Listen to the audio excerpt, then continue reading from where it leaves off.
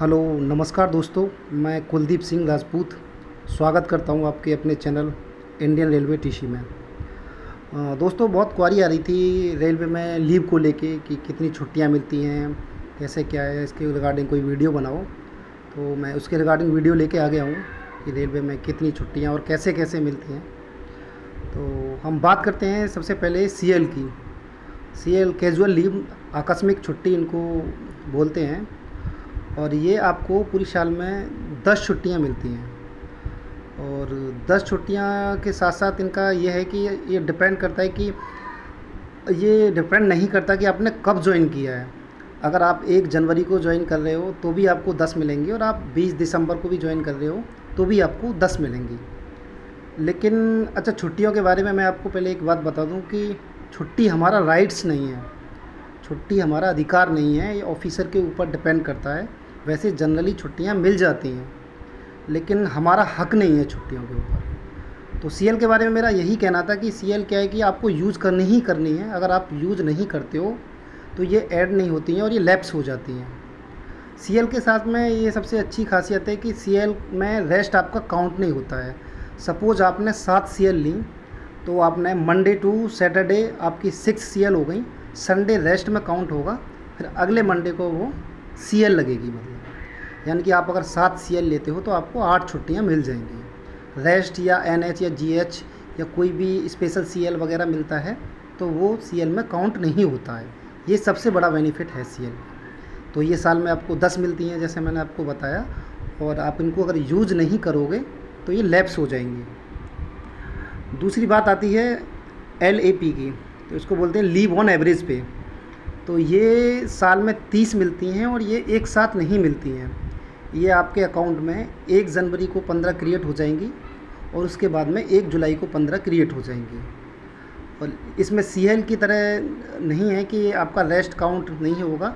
इसमें आपका rest GH NH वगैरह जो भी होगा वो लगेगा, और ये लैप्स नहीं होती हैं। अगर आप इनको यूज़ नहीं करोगे तो ये आगे चल के ऐड हो जाएंगी।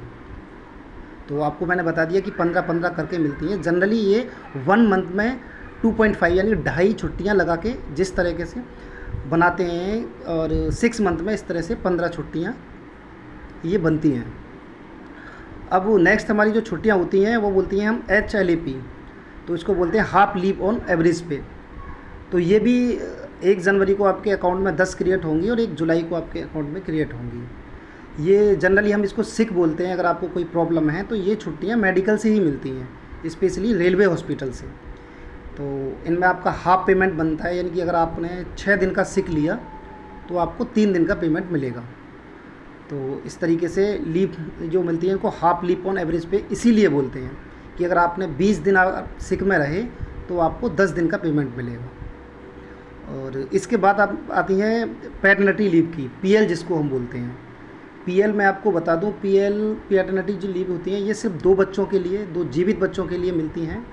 इससे ज़्यादा नहीं मिलेंगी। तो 2 बच्चों के लिए मिलती हैं और 15 दिन के लिए एक बार में मिलेंगी। क्राइटेरिया इसका ये रहता है कि जो भी बच्चे के मतलब जब आप सोनोग्राफी वगैरह कराते हो तो जो डेट रहती है सोनोग्राफी में, और तो उससे आप 15 दिन पहले ले सकते हो, और बच्चा होने के बाद में 6 मंथ तक आप कभी भी ले सकते हो। यानी कि सोनोग्राफी में जो डेट आएगी बच्चे की उससे 15 दिन पहले या फिर उसके 6 महीने लास्ट तक आप ले सकते हो। और इनका भी यही फंक्शन है, इनमें कोई मतलब आपका GHNH वगैरह जो भी इनमें आएगा तो वो इसमें पीएल में ही काउंट होगा, वो अलग से आपका सीएल की तरह नहीं वर्क करेगा। और नेक्स्ट छुट्टियों के बारे में मैं बात करूँ तो NH बोलते हैं इसको, नेशनल हॉलीडे। अच्छा, इन छुट्टियों का ये क्या है कि ये डिवीज़न वाइज डिपेंड करता है। हर डिवीज़न में अपना अपना, जैसे हर स्टेट का अपना अपना सांस्कृतिक महोत्सव होता है, तो वो उस हिसाब से कोई ये नहीं कह सकता है कि ये जो 12 छुट्टियां हैं किसी और डिवीज़न में ये किसी और डे को होंगी, किसी और डिवीज़न में ये किसी और डे को होंगी। जैसे असम में आपने देखा होगा बिहू मनाया जाता है तो वहाँ बिहू की छुट्टी रहती है। बिहार में छठ पूजा मनाया जाता है तो वहाँ छठ पूजा की छुट्टियाँ रखते हैं। और गुजरात के अंदर गरबा मनाया जाता है तो गरबा की छुट्टियाँ रखते हैं। मतलब कुछ 2-3 छुट्टियाँ मिसमैच रहती हैं, बाकी होली दिवाली की छुट्टियाँ रहती हैं। मतलब तो ये साल में 12 छुट्टियाँ मिलती हैं। और नेक्स्ट छुट्टी की अगर हम बात करें तो मैटरनिटी लीव होती है। तो ये भी 2 बच्चों के लिए मिलती है और ये 6 मंथ रहता है। और मिस कैरेज या अबॉर्शन के स्थिति में 45 डेज़ की ये लीव मिलती है। अच्छा, बहुत से लोगों का सबसे बड़ा क्वेश्चन यही था कि LWP क्या होता है। तो LWP के बारे में बता दूं, लीव विदाउट पे मतलब बोलते हैं। और लीव विदाउट पे भी हमारा मतलब अधिकार नहीं है कि हमको मतलब लीव विदाउट पे दो। ये भी आपके ऑफिसर्स के ऊपर डिपेंड करेगा, अगर वो चाहे तो दे भी सकता है और नहीं चाहेगा तो नहीं भी दे सकता है। ये उस केस में मिलता है जब आपके अकाउंट में कोई भी CL, LAP, हाफ LAP बिल्कुल छुट्टियाँ नहीं हैं। तो उस केस में हो सकता है कि आपके ऑफिसर्स आपकी एप्लीकेशन, आपकी प्रॉब्लम को देखते हुए आपको छुट्टियाँ दे दें, लेकिन ज़रूरी नहीं है कि आपको छुट्टियाँ मिलेंगी ही मिलेंगी। तो इसमें आपको अगर मिल जाती हैं तो आपका पेमेंट नहीं बनेगा। और सबसे बड़ी बात ये है कि इसमें ये बेनिफिट रहता है कि आपको चार्जशीट नहीं मिलेगी। अच्छा, बहुत से लोगों का ये क्वेश्चन है, अभी जैसे नई रिक्रूटमेंट हो रही है ग्रुप डी की या NTPC की, कि अगर हमको नेक्स्ट एग्ज़ाम की तैयारी करना है या हमको UPSC की तैयारी करनी है, स्टेट PSC की तैयारी करनी है, और अगर हम अब्सेंट रह गए तो हमारा क्या होगा। तो अब्सेंट तो आप जानते हो कि अब्सेंट का तो रूल अलग ही है। तो ये भी आपके ऑफिसर्स के ऊपर डिपेंड करता है कि अब्सेंट का केस वही है, अगर आपको LWP नहीं मिलती है तो आप फिर अब्सेंट में ही काउंट किए जाओगे। और आप अब्सेंट का देखो, हर डिवीज़न का थोड़ा अलग अलग रूल है। अगर मैं वेस्टर्न रेलवे की बात करूं तो यहाँ आप अगर 15 से 20 दिन से ज़्यादा अगर अब्सेंट हो जाते हो तो आपको चार्जशीट वो दे देते हैं।